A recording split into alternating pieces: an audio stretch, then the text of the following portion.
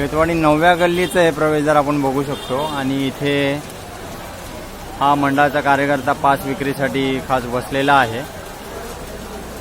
Pass घेतला का थेट दर्शन, VIP दर्शन अशी इथं सिस्टीम आहे।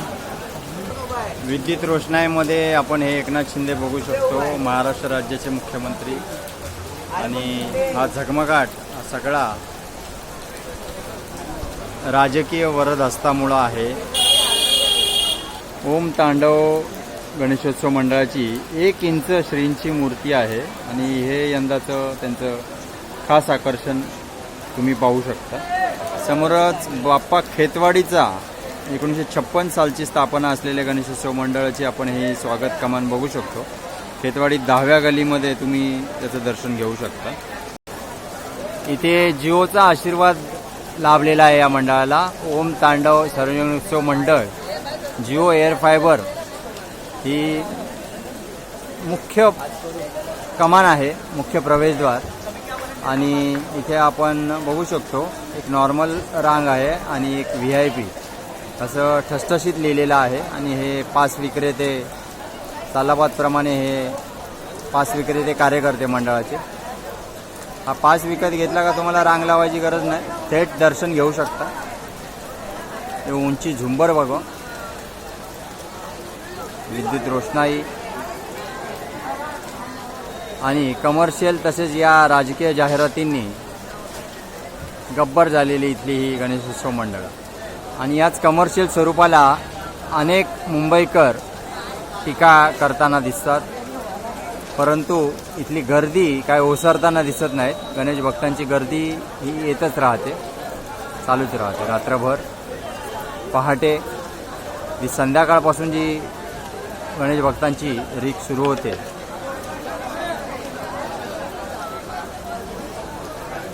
ती रात्रभर आणि पहाटे अगदी उजाडेपर्यंत गणेश भक्त इकडे येत असतात। खेतवाडीमध्ये खाद्यान्नाचे स्टॉल्स आहेत आणि हे जागा अलॉट केलेली आहे गणेशोत्सव मंडळाने।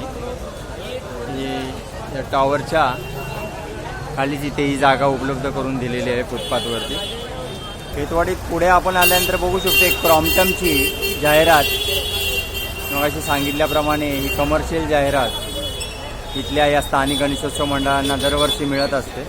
दर्शको, तुम्ही म्हणाल एकाही गणपतीचं दर्शन आम्हाला मिळालेलं नाही, परंतु परिस्थितीच अशी आहे, एक तर तुम्ही वेळ खर्च करा, तात्काळ उभे राहा रांगेत, किंवा मग पास विकत घ्या आणि पास घेऊन मग दर्शन करा, अशी इथली सिस्टीम आहे। आणि मला ती सिस्टीमच अधोरेखित करायची आहे, ती तुम्हाला दाखवायची आहे। मुंबईचा महाराजा आपण बघू शकतो, हा खेतवाडीच्या 11व्या गलीचा गणपती आहे आणि आतमध्ये बघू शकतो ह्या गुजरातच्या एका दुग्ध कंपनीचा ब्रँड आतमध्ये याचे बॅनर झळकलेले आहेत।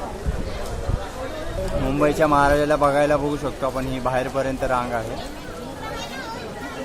आता हा केश किंगचा स्टॉल आपण बघू शकतो, हा रस्त्यामध्ये बृहन्मुंबई महानगरपालिकेची यांनी परवानगी घेतली आहे नाही घेतली आहे काही याची इथं कल्पना नाही।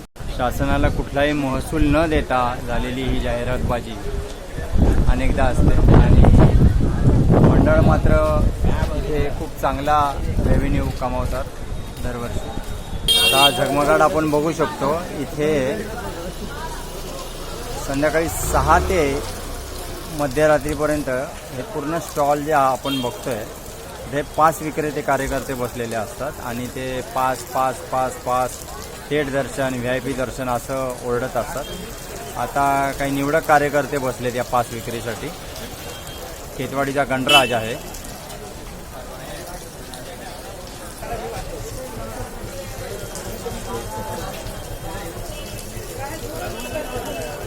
महाराष्ट्राचं पर्यटन खातं देखील पर्यटकांना म्हणत असतं, देशभरातल्या आणि विदेशी पर्यटकांना, तुम्ही गणेशोत्सवात या मुंबईमध्ये।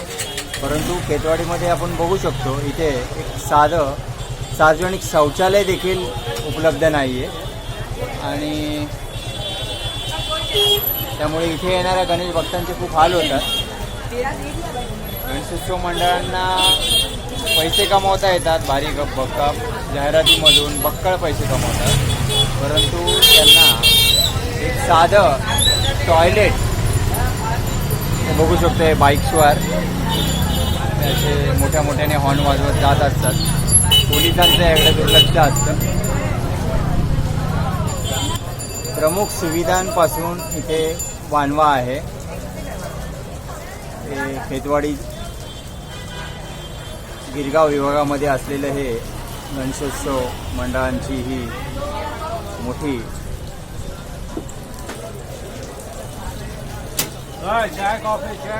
खूप समस्या आहे तिथे. आता हे पावसाचं पाणी पडतं.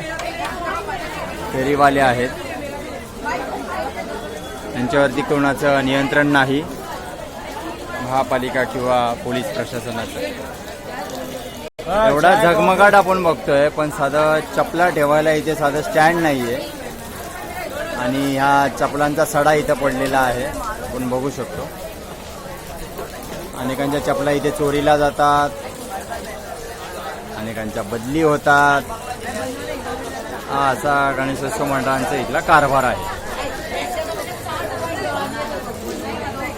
खेतवाडीमध्ये येणाऱ्या या गणेशोत्सव कालावधीमध्ये येणाऱ्या या गर्दीचा विचार करता इथे बघू शकतो आपण. हे 2 व्हीलर